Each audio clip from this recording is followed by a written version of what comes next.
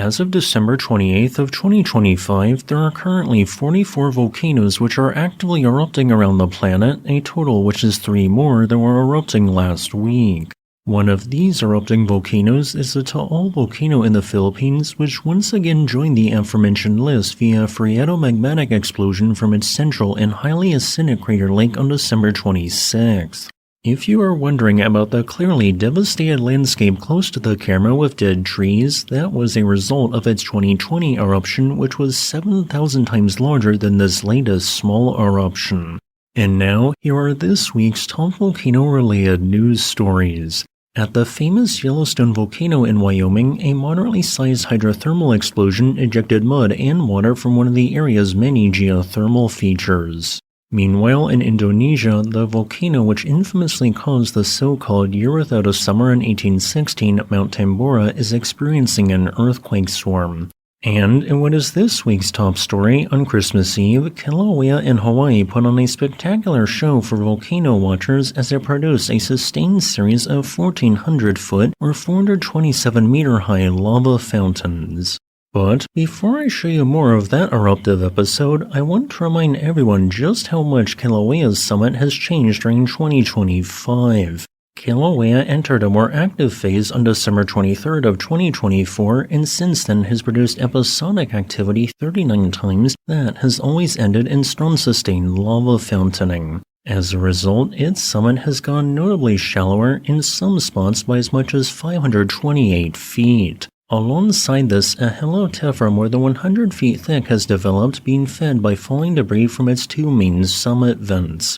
Harmlessly erupting in the southwest of its caldera 1 year after its episodic activity initiated, Kilauea's lava fountain began from twin vents at 8:20 p.m. on December 23rd. Lava fountain heights then rapidly increased, with at 9 p.m. lava being output at a momentary rate of 800 cubic meters per second, enough to hypothetically fill an Olympic-sized swimming pool in only 3.125 seconds. Only 30 minutes later, lava fountains reached their peak height, with the south vent achieving a sustained height of 1,400 feet and the north vent a sustained height of 900 feet.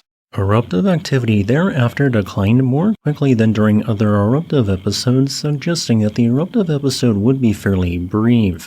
And it was, only lasting just under 6 hours, with the north vent ceasing at 2:01 a.m. on December 24th and the south vent ceasing 12 minutes later. In total, 9.3 million cubic meters of basaltic lava had erupted, marking both the second highest sustained lava fountains, but also its second highest average lava fusion rate since episodic activity began. Now, it appears as though episode 40 should begin sometime between January 4th, 2026 and January 18th, 2026.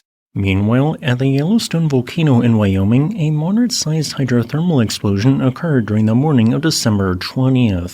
This occurred from the Black Diamond Pole in the Biscuit Basin region, and yes, this is the very same vent that produced a far larger hydrothermal explosion that damaged a boardwalk on July 23, 2024. Since then, 13 smaller hydrothermal explosions have been observed, and while speculative, I suspect that this might be due to an increased heat flow into the Biscuit Basin. The same thing happened between 2006 and 2012, which also produced multiple hydrothermal explosions every year at the exact same geothermal vent. Hydrothermal explosions are not volcanic eruptions, and their occurrence does not indicate any unusual activity at the broader overall Yellowstone volcano. Instead, they are caused when center plugs a vent that would normally degas steam. Thus, pressure builds up until it overcomes the strength of the plug, exploding upwards.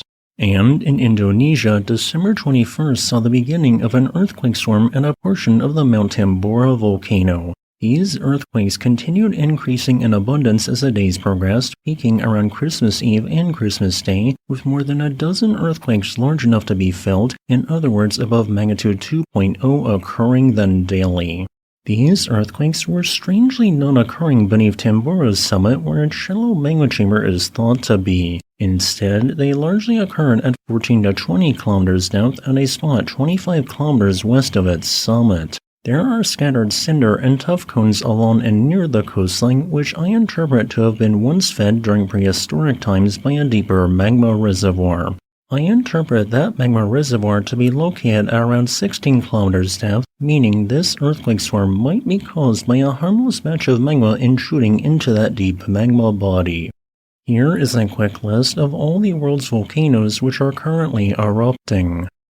Additionally, here are some volcanoes showing signs of unrest which are not erupting as of the recording of this video on December 27th of 2025. As a final note, I would like to thank my new patron Larry Gilman for supporting my work.